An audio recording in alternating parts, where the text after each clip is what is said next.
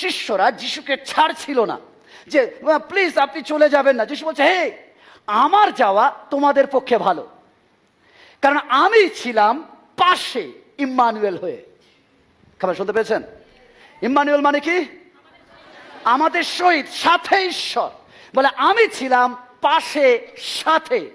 But আমি যদি যাই তোমাদের জন্য মঙ্গল, কারণ আমি গেলে যাকে পাঠাবো সে সাথে পাশে না, সে মধ্যে। ও হালেলুয়া, ও হালেলুয়া।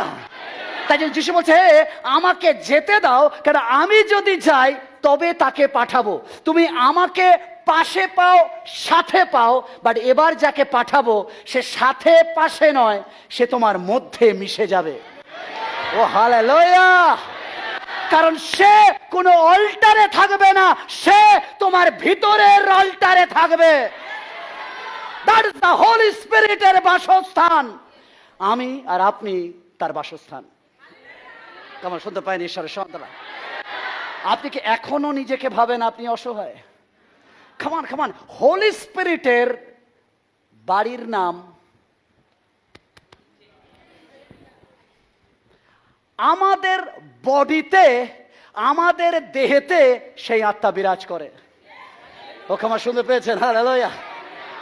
আর সেই জন্য চার্চে ঈশ্বর কেন থাকে জানেন? চার্চে এই জন্য ঈশ্বর থাকে না। কেমন ভালো করে বাইবেল পড়বেন। বাইবেল বলেনি আমি চার্চে থাকি। বাইবেল বলে না ঈশ্বর চার্চে থাকে। বাইবেল বলে ঈশ্বর যেখানে দুজন মানুষ থাকে। আর চার্চ কি? যেখানে মানুষ, দুজনের বেশি মানুষ একত্রিত হয়, অর্থাৎ সেখানে ঈশ্বর থাকে। অর্থাৎ আমি থাকা মানে, আমরা থাকা মানে, বিশ্বাসী থাকা মানে ঈশ্বর থাকে। যখন পবিত্র আত্মা পান তখন কিছু পোশাক আর হবে না। বলো, ছিল আমার পোশাক, বাট আত্মা পাওয়ার পর ছোট হয়ে গেছে। ও ক্ষমা শুনতে পেয়েছেন?